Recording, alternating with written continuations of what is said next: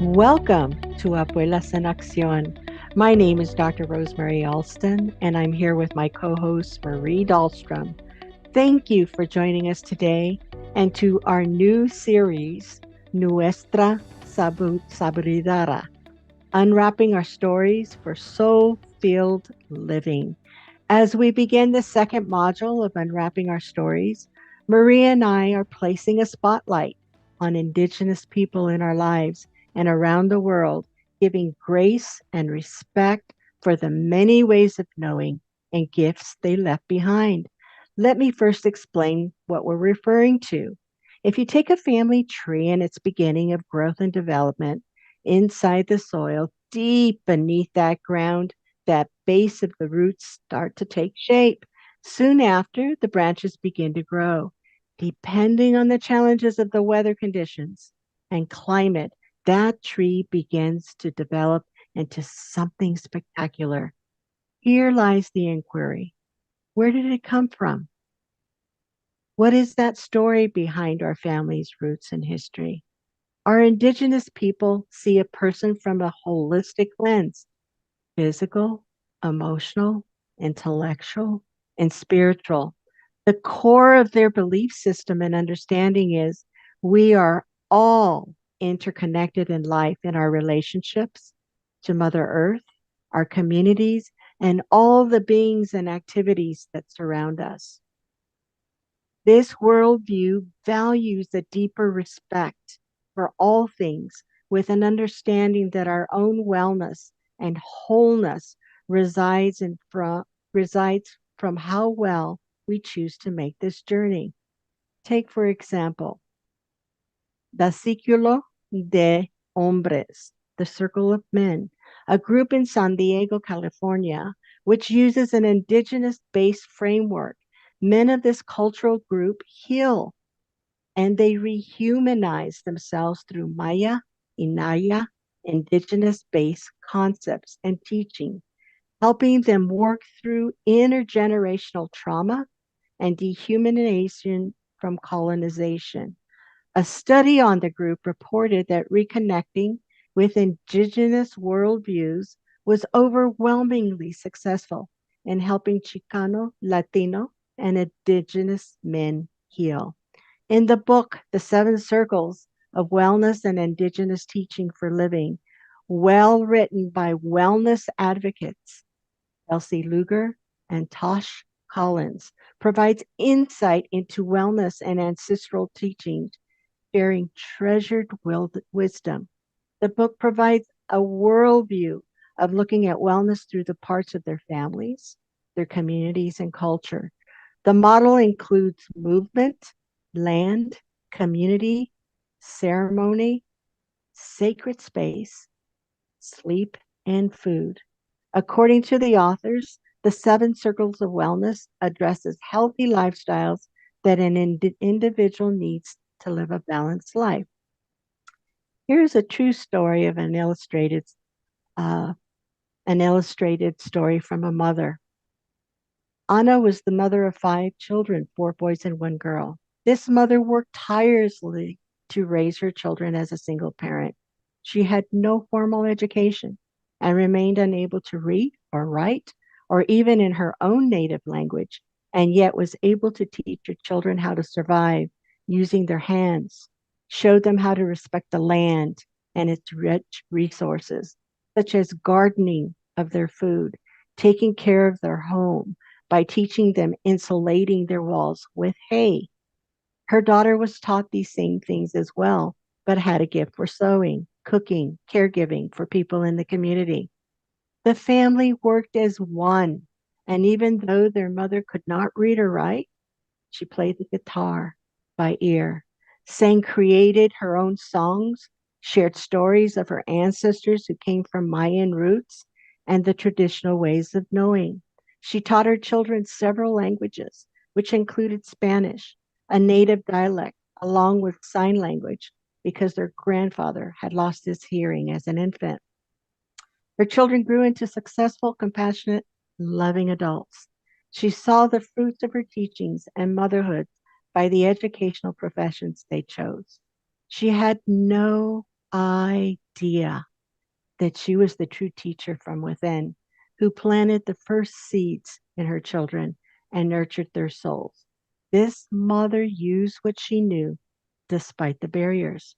She knew where she came from and was willing to see that her parents, her grandparents before her, provided her ways of knowing on creative ways on how to survive. We are talking about these amazing traditional practices that become part of who we are and are shared through our families, our communities, from generation to generation. According to Sherry Moraga, a quote, kinship with the land is never separated from the significance of a community, lover, and a child. Indeed, tierra completes the circle, for upon death we are interred and eventually become one with the earth. We all have our stories. We have our stories of our familias. We have our stories of our ancestors, nuestros antepasados. We have stories of our cultura and our communities. I love the power of this quote that the Zapatistas spoke of. Quisieron enterrarnos, pero no sabían que éramos semillas. They wanted to bury us, but they didn't know that we are seeds. Gloria Anzaldúa called us the masses of people who are forced to live on the borderlines of dominant culture, who have a sixth sense, and that sixth sense was developed as a strategy for survival. We learned early on how to not listen to ourselves. We live in a cultura that wants to keep us busy, that continually posts barriers to prevent we people of color, we brown and Black people, from thriving. But we have an opportunity to come back to ourselves, to come back to our ancestors, and to begin to listen to what the voices are telling us and those semillas that we have that can strengthen us. Because when we no longer experience ourselves as a participating part of the universe, which dominant culture views the universe as separate from us, when we lose a sense that we're part of a community that needs us just as much as we need it, when we pull ourselves out of the awareness of the oneness of all things, we are afraid and we feel fear. And that's what many of us are feeling: anxiety, uncertainty. What does the future hold? What about climate? What about our democracy, our civil rights? What about gun violence? So much that we fear. We live in a society that wants us to forget our inner knowing, our divine. And there's actually freedom in returning to our deep inner knowing, the knowing of our ancestors. The knowledge and wisdom of ancient ways has been slumbering in our souls, awaiting a time to be reawakened. An Australian Aboriginal writer has said, modern ecology can learn a great deal from people who managed and maintained their world so well for 50,000 years.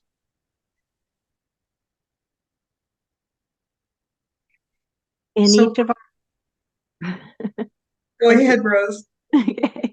in each of our episodes, we will be talking about the importance of a daily practice and writing, with meditation and reflection being central and core to these sessions.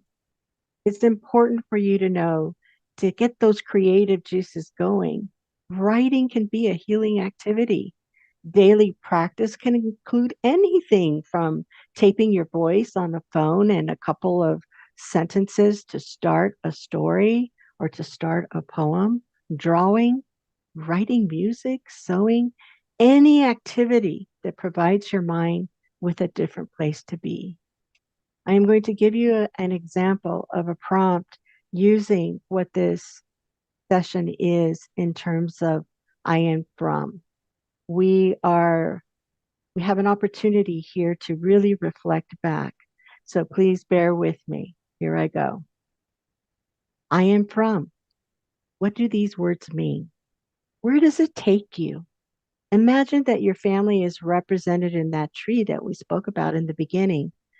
What is the history behind that tree? What does it look like? Where did it come from? I am from the desert where saguaro cactuses grow abundantly with precious pink and yellow flowers that bloomed, if only for a minute.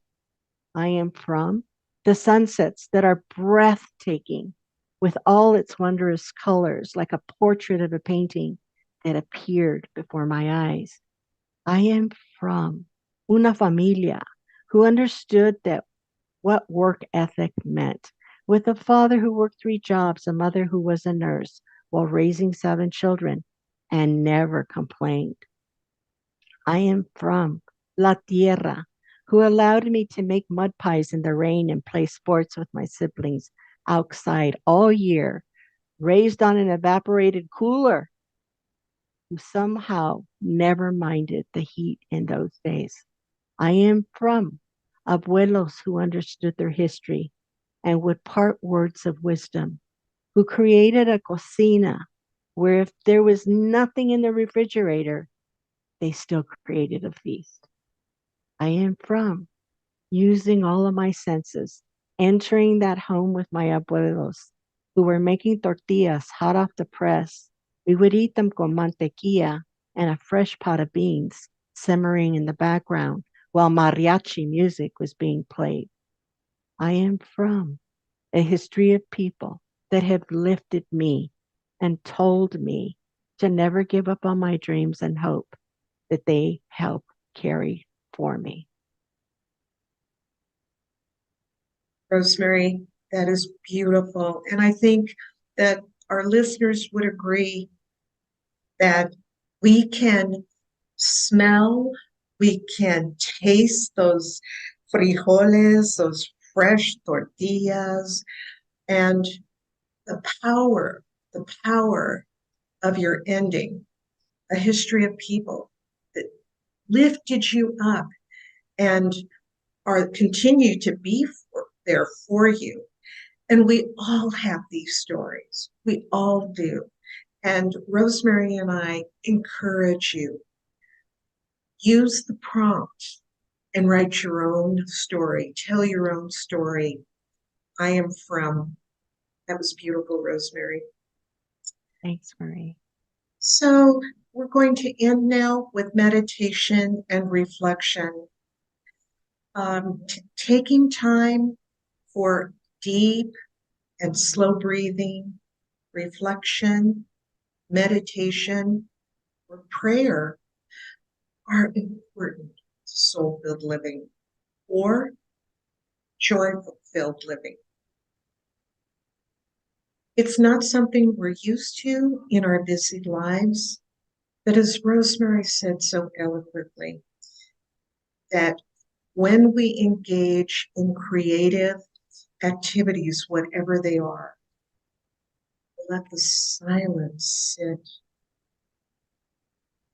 and we listen to our intuition and we quiet our minds down. So much so much is that we can tap into, and to know who we are and the strength in our souls. So please get comfortable. You're welcome to have your eyes open or closed. I'm going to take a few moments here to settle into our bodies, to notice what is here. Is there tension, relaxation, some pain, pleasure, or the neutral feeling in your body? Be aware of your body's sensations, sounds, and breathing. Take a deep breath in and out. Again, breathe in and out. And begin deepening your awareness of who you really are. Call to mind your connection to your parents, and through them, best you can, your abuelos, grandparents, and other family members and ancestors. What do you know about your ancestral heritage? What do you not know?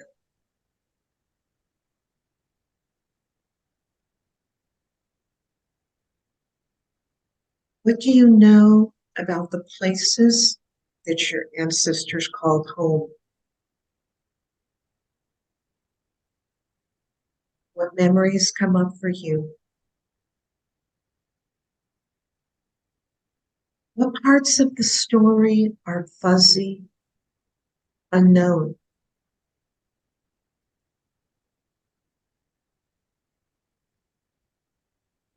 What parts have been hidden, denied, buried, left out?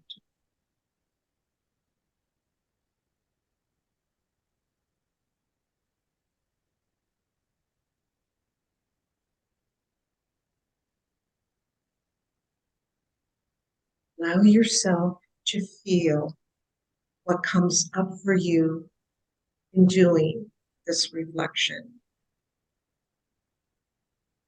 Name and note the emotions, even those hard emotions. Honor them, let them move.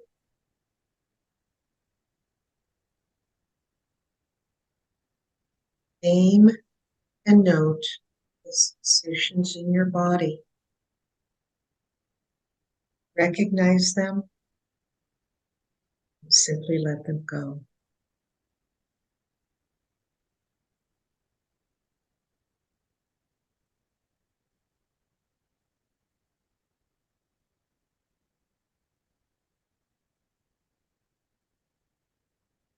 Noe Harjo, in her poem, Granddaughters, says, I was a thought, a dream, a fish, wing, and then a human being when I emerged from my mother's river. On my father's boat of potent fever, I carried a set of dreams from a starlit dwelling. To be opened when I begin bleeding. There's a red dress, deerskin moccasins, case of berries made of promises. While the memories shift in their skins, every moon to do their ripening.